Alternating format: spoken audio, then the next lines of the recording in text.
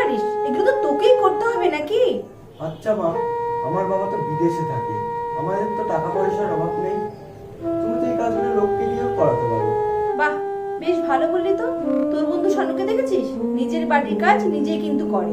ওর কথা ছাড়া তো কঞ্জুসি করাটা ওর স্বভাব। ও নিজেদের বাড়ির কাজ করাকে কঞ্জুসামি বলে? বাহ, তুই কি শিখিয়েছিস এইসব কথা?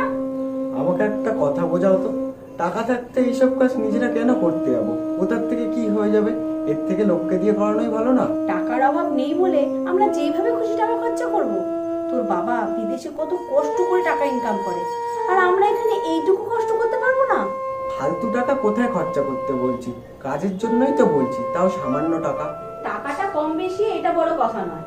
আমি এইসব কাজ কেন করি জানিস তুই? কেন আবার পয়সা বাঁচানোর জন্য? তোর ধারণা না বাবা একদম ভুল। ঘরে যেটুকুনি কাজ নিজে করা যায় সেই কাজটা নিজেকেই করতে হয়। হ্যাঁ, কেউ যদি খুব ব্যস্ত থাকে বা শারীরিক কোনো অক্ষমতা থাকে সেই ক্ষেত্রে তুই লোককে দিয়ে করালে ঠিক আছে, কিন্তু নিজে ফালতু সময় নষ্ট করে লোককে দিয়ে কাজ করানো এটা কিন্তু খুব খারাপ জিনিস। তোমার মতো করে কোনোদিনও ভাবিনি। আমি ভাবতাম টাকা থাকতে এইসব কাজ নিজেরা কেন করব। সব সময় নিজেদের কাজ নিজেদেরই করতে হয়। এতে কি বলতো, শরীরটাও ভালো থাকে আবার মনটাও ভালো থাকে। তোর বাবার কাছ থেকে এগুলো শিখেছি জানিস তো। তোর বাবা না খুব পরিশ্রমী ছিল জানিস।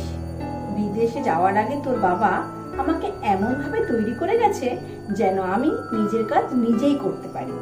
ঠিক বলেছো মা, এতদিন আমি ভুল ছিলাম, ভাবতাম বড় লোকদের কোনো কাজ করতে নেই। এবার থেকে আমি বাড়ির সব কাজ নিজেই করব। আমার সোনা ছেলে, এতদিনে একটা ভালো কথা বলেছিস।